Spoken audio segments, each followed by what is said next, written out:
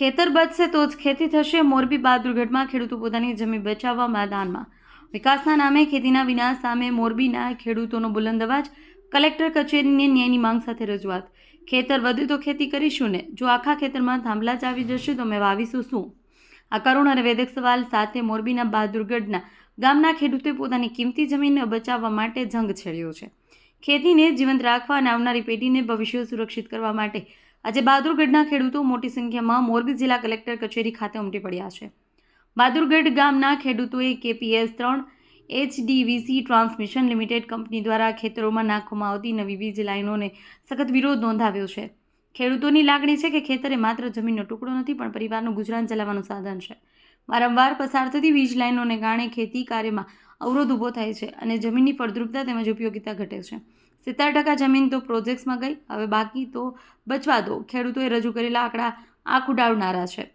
ગામની સીમમાં હાલમાં 4 kV વીજ લાઇનમાં 5 નર્મદાની કેનાલ, 1 ગેસની પાઇપલાઇન, આ તમામ પ્રોજેક્ટને કારણે ગામની 70% ખેતી લાયક જમીન અગાઉ જ વપરાઈ ગઈ છે અથવા નષ્ટ થઈ ગઈ છે।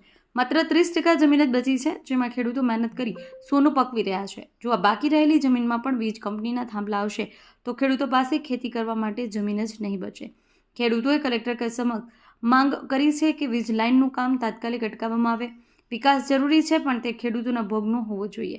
ખેડૂતોએ એક સુરે જણાવ્યું કે તેઓ ખેતી બચાવવા માટે કોઈ પણ ભોગે લડત ચાલુ રાખશે। મારું નામ ભોજાણી દેવેન્દ્રભાઈ જગજીવનભાઈ, હું બહાદુરગઢનો રહેવાસી છું અને મારા ખેતરમાં વીજ પોલ આવે છે। અહીં 10 વીઘા ખેતર છે, આખે આખું કવર થઈ જાય છે વીજ પોલમાં। તાર ને એની જે માર્જિન રેખા મૂકી એટલે અમારે તો કાંઈ વધતું જ નથી। એક તો ઓલરેડી 4 અમારે કેનાલના ફાટા પડેલા છે, ગેસની લાઈન છે, એ સિવાય 4 એવી લાઈન છે GEBની। હવે આ બધું આવે તો અમારે ખેતી 70% તો ઓલરેડી પૂરી થઈ ગઈ છે। હવે 30% વધી એ પૂરી કરી નાખવાની છે। પ્રાઇવેટ કંપનીઓ રહી કંઈ વિચારતી જ નથી।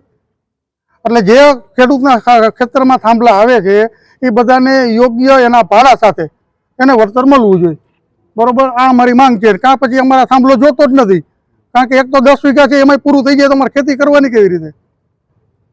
એટલે આ મારી એક વિનંતી છે અને અમે આવેદનપત્ર દેવા કલેક્ટર ઓફિસ આવ્યા છીએ। અને આજની બહાદુરગઢ અત્યારે જે લાઈન નીકળે એમાં તાર અમારા ખેતરમાં નીકળે। 8 વીઘા મારી જમીન છે, એ 8 વીઘા પતી જાય છે તો મારે પછી એનો ઉપયોગ કોઈ કરવો થતો નથી અને મને જાણ વગર અત્યારે ખૂટા ખોડી ગયા છે અને કોઈ કાંઈ મંજૂરી વગર એમને ઓલું કરી ગયા છે અને પ્રાઇવેટ કંપનીને અમને મનમાની પહોંચતી નથી।